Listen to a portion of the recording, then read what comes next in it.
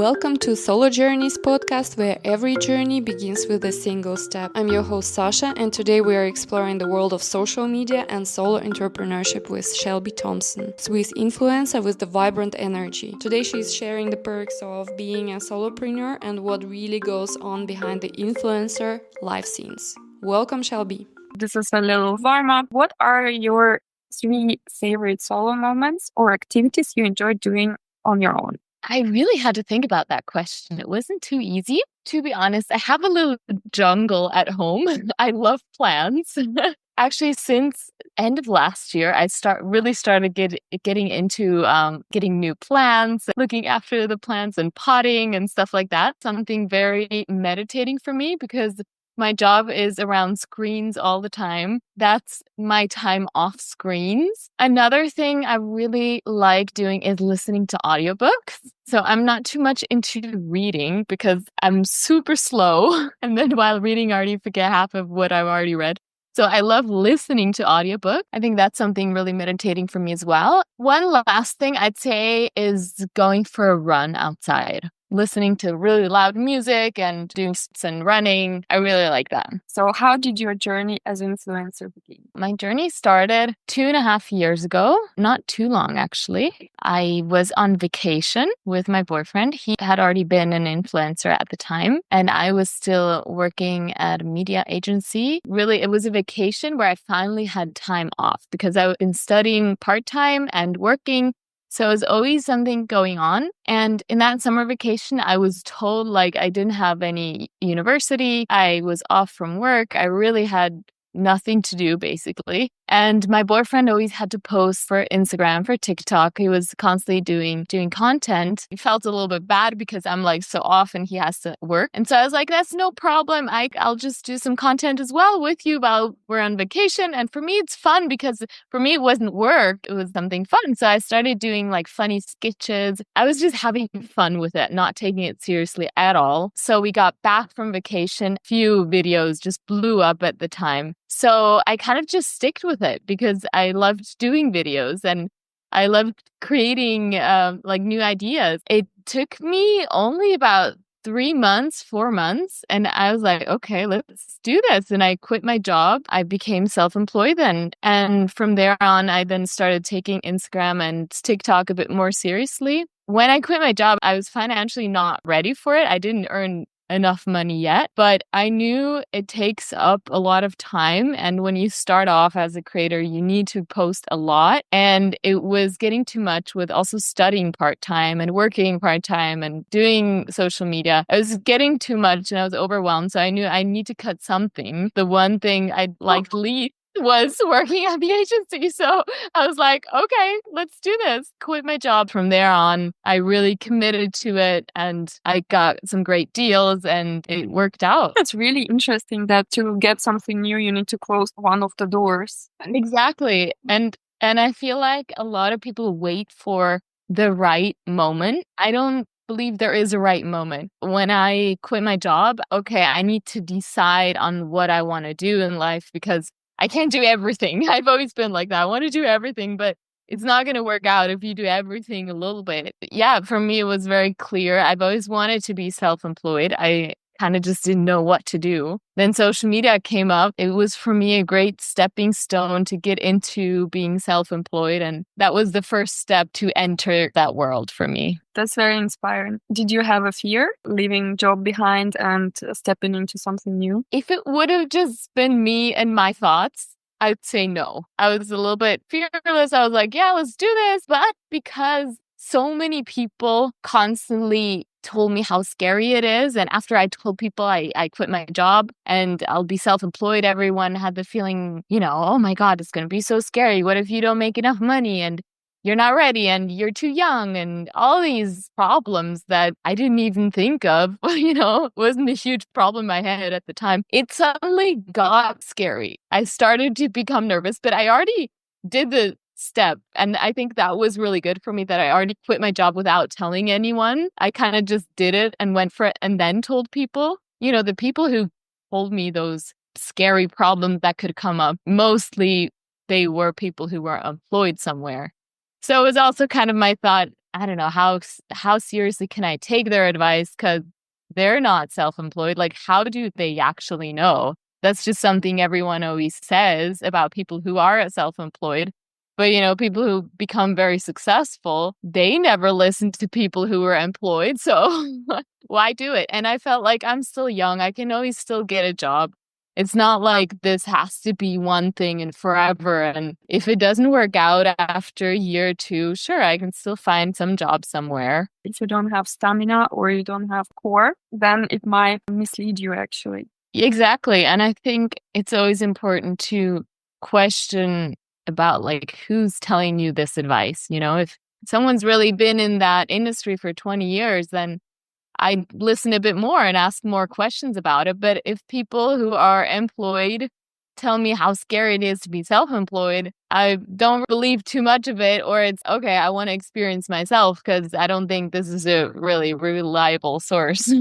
That's already first learning. I really love this one. You have this very strong intuition and self-listening. Yeah, I think that is true. I do put a lot of thought in what I think, and I like understanding myself. We humans, we can accept and act the way we feel right now. It's not always the best. Like if you have a goal on that way, there are so many distractions going to be coming. I got so many different job offers when I got self-employed. I felt like that was like a test to myself. Do you actually want to be self-employed? Distractions.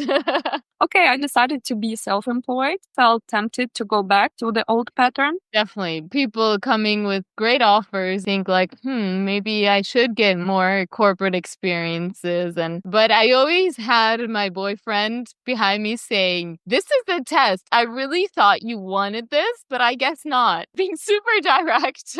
Yeah, actually, you're right. I didn't want this.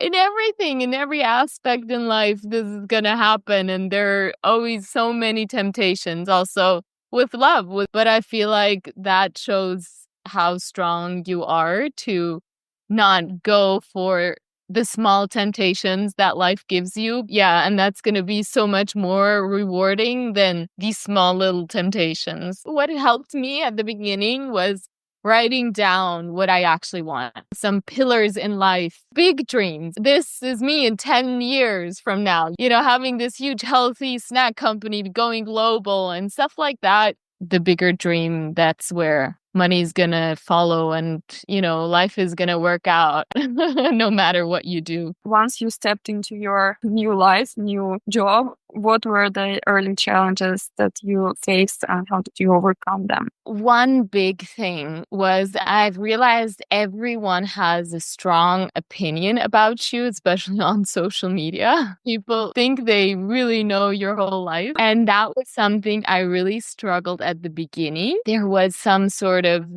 drama going on TikTok because my boyfriend did a video with another girl and people felt like they know my relationship and my boyfriend is cheating on me and things like that. It was like a huge rumor that started off some silly post. That was something that really got to me at the beginning because I feel like I wasn't so strong in my standpoint at the time. I was still very unsure. Everything was so new. I didn't really know how to structure my day. I always kind of had the feeling I'm not doing enough because now suddenly it's only me who's telling myself what to do. There's no one who tells me I'm doing the right or the wrong thing. I was very unsure about the whole situation anyways. And then people having such a strong opinion about myself and about my relationship, that really got to me at the beginning. And that was almost a turning point. I remember being at home and being like, I don't want this anymore. This is so terrible. But I knew like my goal was to become self-employed. And I got deals. I knew financially it's going to work out. That was something I really struggled with. But I talked to my boyfriend a lot about it because he's already been a self-employed for like 10 years at the time or longer. And he really helped me with putting that aside and really focusing on myself because everyone's going to have some sort of opinion about you no matter what you do. And on social media, it can get to you more because there are more common. In real life, I feel like everyone's talking something and you don't 100% always know what people will talk about you. I don't think it should be something that should hold you back from doing what you want to do. It took time to build up my self-esteem, to know what I'm doing, to get into a flow and to just not stop. When things like that happen, it's hard at the time, but eventually it only makes you stronger. It only helps you in every way. Tip number 2, don't stop, go ahead no matter what. This is a very interesting point about this negativity through social media, because actually what I'm learning also about organic content, negative comments, to boost your reels, you need to decide that it's okay for you. Without this part, nothing to do then as an influencer, right? Yeah, exactly. And it's always important to have one person who's a real friend. People hide behind their accounts and are frustrated about their own life, write something to let out their frustration. So in the end, it's probably not even that deep for them. If you put in a lot of work in social media, it can be very frustrating, definitely. What time did it take you to get over this thing, to get well with this part of your job? I can't say it took me a month and I was fine. After 1 year of being self-employed, I realized I'm actually getting into a flow. At the beginning, in my head, it was chaos. I was then very strong about, I'm not going to tell everyone what I'm doing. If I tell someone a big dream now, and I haven't even started, a lot of times the reaction is, oh, but that's way too big. And how would you want to do that? And at the time I was 26 years old and you need more corporate experience. How would you want to build a business? To prevent that, I just started to also tell less people. Number 3, important one, don't share it with people. Pursue your goal. I'm curious about how does it work to live and work with a person who is also an influencer? How do you handle it together? It works very, very well. That makes my job way easier. A mutual understanding of what we're doing. Someone who doesn't do social media feels like you're just constantly on your phone. It seems annoying. If your partner really understands what you're doing, your job isn't a 9-to-5 job. You're not going to be done 5 in the evening. It depends what you have to do. It can be an all-day job. It can be an all-night job. And so I think that actually really helped me that he knows what we're doing. Also, he's my videographer, my photographer, and the same, I'm his videographer and photographers. It helps a lot that we both understand what we're doing and we both understand the struggles of our job. It's easy for us to help each other also in moments where it's a bit harder. Great insight. Is there a moment you two need time off each other? I get that question a lot, especially my mom's always, how can you guys be together all the time? Gotta be honest, I've never had that with a partner before. I always needed my space. We are also really good friends, and just because we're in the same room doesn't mean we're really spending time together. I'm editing, I'm doing this, he's on the phone with someone or does something on his laptop, and sometimes it's just completely quiet and silence, and he's working here and I'm working here. We know that this is not personal time. We're not here as a couple spending quality time together. It needed a lot of communication at the beginning. Now we really, really understand each other. It's important to talk about it. It's important to realize when you're working together and when you're here as a couple. We've been together for 5.5 years now. We're starting to nail it on how it worked. But at the beginning, it was definitely way, way harder. Also, when he only was influencer and I wasn't, I had the feeling like, okay, I'm done with work. I'm coming home and we'll have dinner together. We'll spend time together. But if you're self-employed, it doesn't mean you're done when other people are done, As long as you talk about it together and maybe set dates where you spend quality time together, I think that's important to not leave that out and actually also spend time as a couple. So a very conscious approach towards partnership, adult and conscious. It takes time to build a relationship like that, but it's so worth it. And I feel like it shouldn't be, oh, I assumed that and that's why I'm mad now. It's how should the other person know that you expected something from him or from her. Communication is just really, really important in a relationship, and even more important if you work together as well. I've seen that you have started your own podcast. You're shooting some interesting images with some chocolate snacks. Could you map out what are your projects? What do you have on your plate? You've already mentioned that we started our own podcast in Swiss German, Anders Abbogen. It's about also self-employment and going the not so normal way. That I'm doing that with Marco, with my partner, and we're really talking about a lot of struggles we've had and how, also the influencer life really is, because it's not always just what you see on social media. Self-employment, growth, self-doubt, topics a lot of people go through but don't really talk about because it's a huge topic inside of your head. Actually, I love doing that. We just started it, but I realized I actually really like doing that. And then I also founded my second company, ShineBite,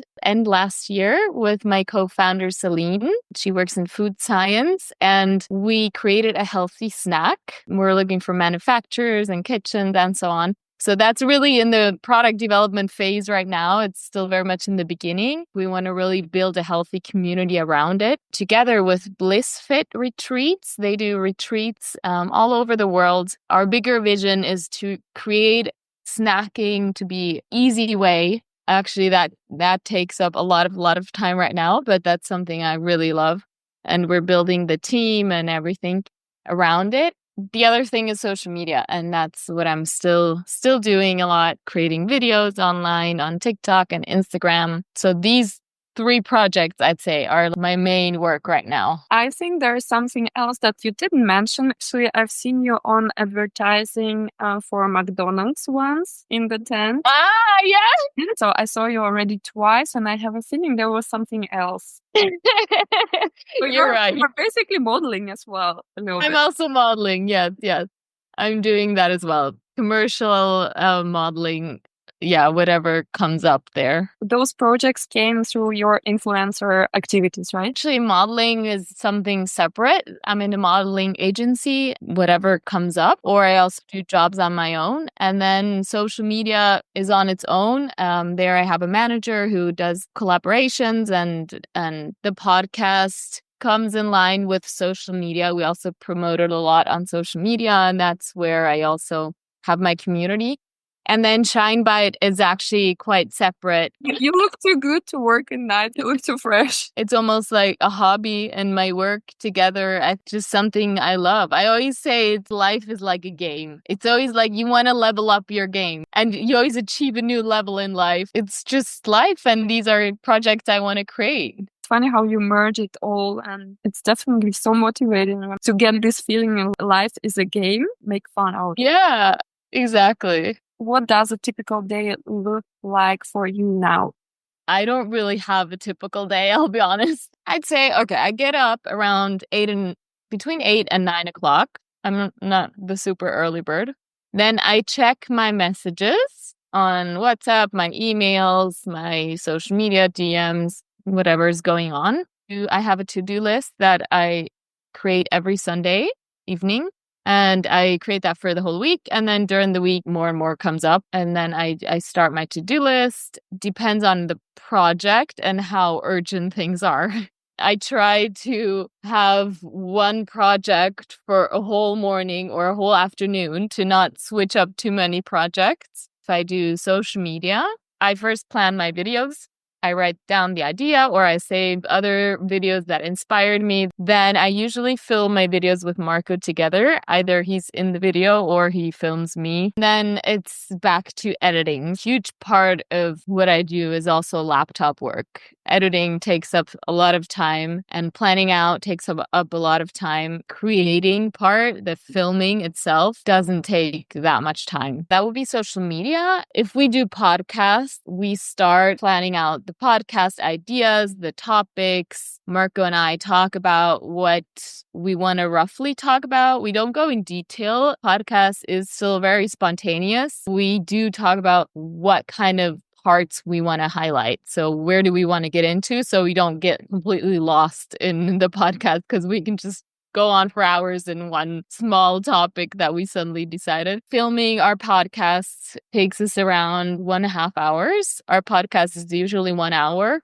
And we have a team that films for us. So Brandertainment, who's also my management, they take over the whole editing and filming. And then comes the whole editing part and the snippets where we create for social media, the content plan. These are tasks I do. If I work on ShineBite, my healthy snack, that could be anything. So because that company is really from scratch, it could be organizing the team, talking to my founders, having meetings, talking about strategies. It's really, really hard to say what a typical day is. And usually my day ends around 10, 11 p.m. Wow. When I'm completely in my flow, I can work till 2 p.m. easily. It can also be like that I'm totally done and tired. Podcasting, for example, that takes up a lot of energy, being present in front of the camera for such a long time. That drains me a lot, even though I love doing it. Yeah, I'd go back and work till 9. 10, something around that. My day is quite long. And so I do try to focus that I do have at least one day a week where I don't do anything. I try to not even think about it, which is sometimes hard because it's so in my head. And then I try to have a second day where I take it really easy, maybe a few hours a day. Shelby, you said that you have team. I think this is also important that to understand when you're a solopreneur, you cannot do things alone. Yeah, I don't do all 3 projects completely by myself. Like that wouldn't work out. How do you find your team? Yeah, that's a very good question. I think that is hard to find, very hard to find. It organically happened by meeting with people. And for example, the management used to be, or is still Marco's management as well. Then the ShineBite team, that was also very much a coincidence. I met with an old friend of mine. We already know each other for 10 years plus. We used to figure skate together back in the days. So we met up just for chatting again. So she told me about her studies at ETH. She finished her master's in food science, new products when it comes to healthy, no sugar, high protein. I'm super interested in all of that. Then I went home and I thought about this and I was like, wait a minute, why not have a product together? And so I texted her. It was like 10 p.m. I think I was doing a workout at home. And suddenly I had this idea. I texted her and she came online straight away. Yes, let's do that. Hyping each other up, like what we could do. And so because I have a business degree, it was a really good match because she had the science part. I have more the strategy part.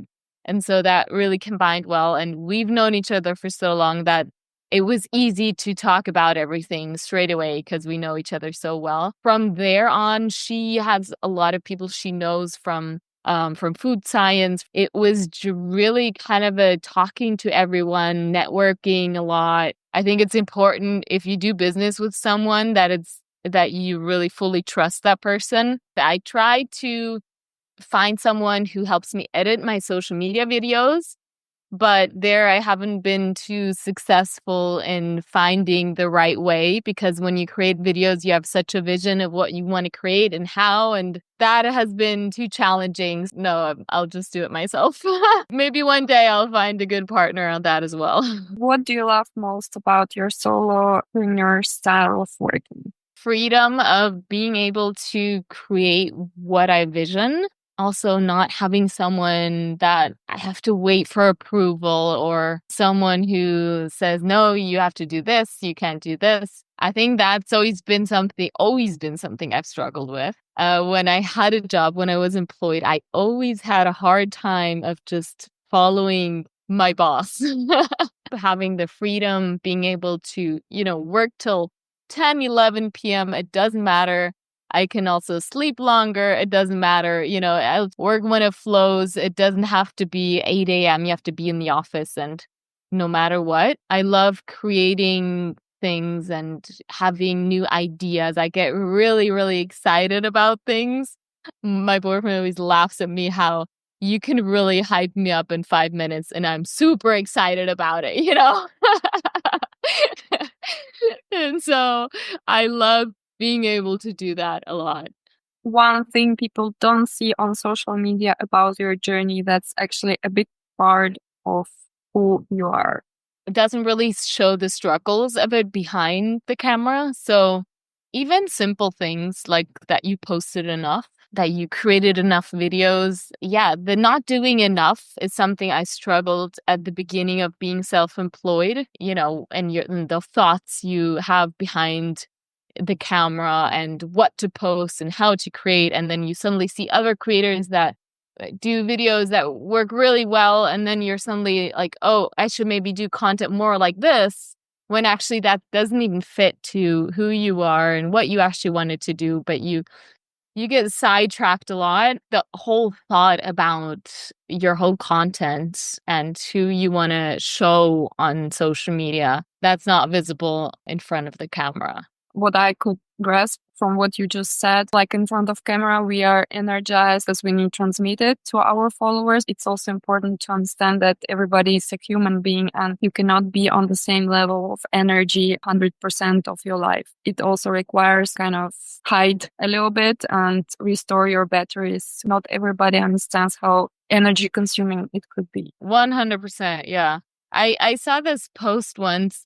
There was a picture of 7 glasses and every glass wasn't as full as the other glasses. This is consistency. Keep going, but not every day has the same energy level. You can't perform the same every day. Like, we're still human beings and we still have emotions and we have good days and bad days.